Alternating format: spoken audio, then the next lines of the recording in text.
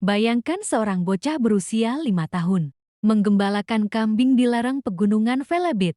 Itu adalah dunia pertamanya. Luka Modric lahir di Zadar pada 9 September tahun 1985 dan tumbuh di sebuah desa kecil bernama Modric, di mana ia hidup di rumah batu kakeknya, menggembalakan hewan ternak sejak usia 5 tahun. Saat itu, perang tak lagi sekadar kabar, dan darah dari konflik Kroasia mulai menodai tanah mereka. Tahun 1991,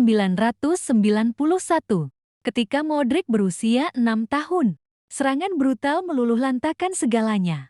Kakeknya ditembak mati, rumah mereka dibakar, dan ia bersama keluarga menjadi pengungsi korban perang saat itu. Mereka terpaksa tinggal di hotel-hotel pengungsian di Zadar selama 7 tahun, di mana suara ledakan menjadi pengantar tidur mereka. Tapi di tengah runtuhan dan kesakitan, ada satu hal yang tetap utuh. Cinta Modric pada sepak bola.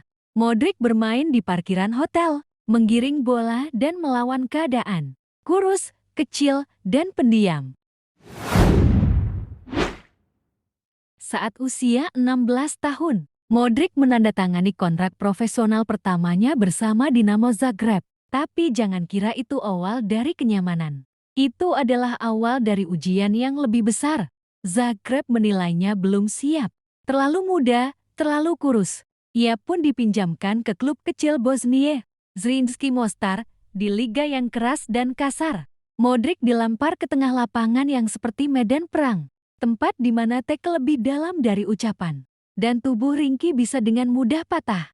Tapi Modric bertahan, bahkan bersinar, menjadi Player of the Year di Liga Bosnia. Satu kalimat mulai terdengar pelan-pelan. Ada sesuatu yang berbeda dari bocah ini. Setelah itu, ia dipinjamkan ke Inter Zapree dan kembali ke Dinamo sebagai pahlawan.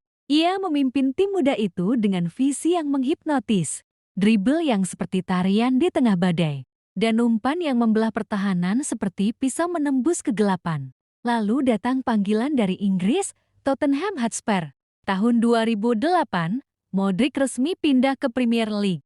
Banyak yang meragukannya, lagi-lagi tentang tubuhnya. Tapi kali ini, ia sudah mulai terbiasa. Dunia boleh menertawakan bentuk tubuhnya, tapi tidak bisa mengabaikan isi kepalanya dan isi hatinya. Di Inggris, Modric perlahan berubah menjadi pusat irama.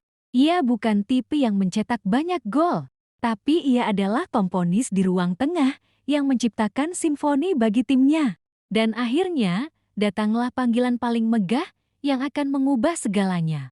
Real Madrid, 2012. Luka Modric menandatangani kontrak bersama klub terbesar di dunia. Namun apa yang terjadi? Fans mencibirnya. Media menobatkannya sebagai rekrutan terburuk musim itu. Tapi Modric tidak pernah membalas dengan suara. Ia membalas dengan waktu, dengan kerja, dengan keajaiban. Saat pertama kali datang ke Madrid, Modric hanya dimainkan 12 menit di laga debutnya. Tapi dari menit-menit kecil itulah ia membangun kerajaan besar di lini tengah Madrid. Timnas Kroasia bukan sekadar tim bagi Luka Modric. Itu adalah rumah. Itu adalah pengakuan bahwa anak kecil dari runtuhan kini berdiri mewakili seluruh negerinya. Luka pertama kali dipanggil timnas senior pada tahun ke-2006. Ia mencetak gol debutnya melawan Italia dan sejak itu tak pernah menoleh ke belakang. Setiap kali mengenakan seragam merah putih kotak-kotak itu, Luka bukan sekadar gelandang, ia adalah jantung. Ia adalah pemimpin yang bicara dengan ketenangan, menggiring bola seolah sedang menuntun harapan satu negara. Dan puncaknya adalah tahun ke-2018, Piala Dunia Rusia. Kroasia bukan unggulan, tapi Luka memimpin tim dengan mata yang tak pernah berkedip, menangis bersama, berlari tanpa henti, dan menjadi simbol bahwa mimpi kecil dari tanah perang bisa mencapai final dunia. Meski kalah dari Prancis, dunia tahu Kroasia sudah menang. Dan Modric, ia memenangkan hati seluruh dunia. Fakta membanggakan, Luka Modric adalah pemain Kroasia pertama dalam sejarah yang meraih gelar pemain terbaik Piala Dunia.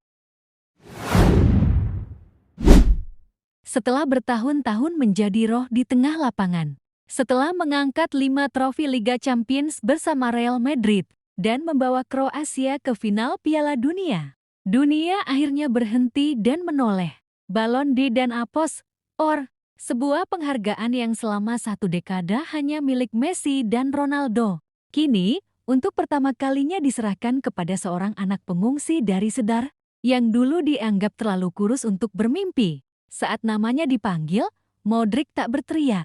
Ia hanya tersenyum kecil seperti biasa.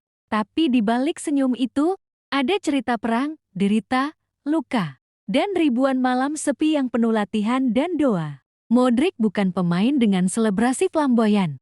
Ia bukan pencetak gol terbanyak. Tapi ia adalah tulang punggung kejayaan Real Madrid. Ia adalah mata ketiga di lapangan, melihat celah yang tak dilihat manusia biasa. Fakta luar biasa. Modric menjadi pemain pertama dalam sejarah yang memenangkan Ballon d'Or dan Apos Or, UEFA Best dan UEFA Best Player sekaligus di tahun yang sama, 2018. Juli tahun 2025, klub World Cup, Real Madrid takluk menyakitkan dihajar PSG 4-0 tanpa balas. Bukan hanya kalah skor, mereka kalah harapan, kalah cerita. Dan di salah satu sudut bangku cadangan, duduklah sosok yang membuat waktu terasa berhenti. Luka Modric. Ia tahu ini bukan malam biasa. Ini bukan sekadar kekalahan. Ini adalah akhir dari perjalanan yang telah ia tempuh selama lebih dari 2 dekade. Bukan di Santiago Bernabeu. Bukan di bawah cahaya rumah yang membesarkannya, tapi di tanah Amerika, di Stadion MetLife yang tidak pernah jati miliknya. Ia mengucapkan selamat tinggal, dalam diam, dalam pilu, dalam sorotan kamera yang menangkap seorang legenda yang berpamitan dengan dunia. Yang tahu, mereka baru saja menyaksikan tarian terakhir sang maestro untuk Real Madrid. Modric menunduk, mencium logo di dada, dan melangkah keluar lapangan. Membawa pulang luka, kenangan, dan cinta dari jutaan hati.